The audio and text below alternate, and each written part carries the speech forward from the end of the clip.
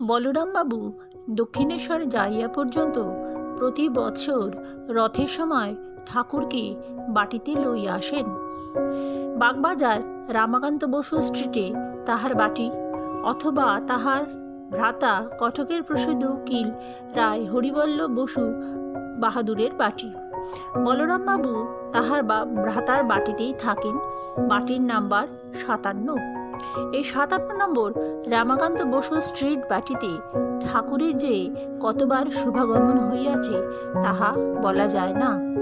কত লোকে যে এখানে ঠাকুরকে দর্শন করিয়া ধন্য হইয়াছে তাহার ইয়ত্তা কে করিবে?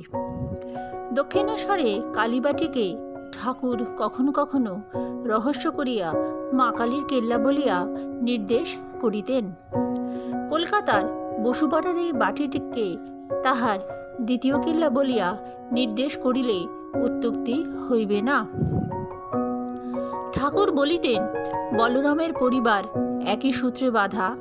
কর্তা গিন্নি হইতে বাটির ছোট ছোট ছেলে মেয়েগুলি পর্যন্ত সকলেই ঠাকুরের ভক্ত। ভগবানের নাম না করিয়া জলগ্রহণ করেন না এবং পূজাপাঠ, সাধুসেবা, সদ্বিষয়, দান প্রভৃতি সকলেরই সমান অনুরাগ। পূর্বে বলিয়াছি, এই বাটিতে শ্রী শ্রী জগন্নাথ দেবের সেবা ছিল।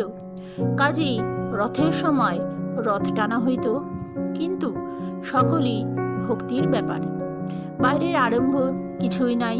বাড়ি সাজানো, বাদ্যভাণ্ড, বাজে লোকের হুড়ুহুড়ি, গোলমাল, দৌড়াদৌড়ি এসব কিছুই নাই। ছোট একখানি রথ বাহির বাটিতে দোতলায় চক মিলান বারান্দার চারদিকে ঘুরিয়া ঘুরিয়া রথ টানা হইত। একদল কীর্তনী আসিত, তাহাদের সঙ্গে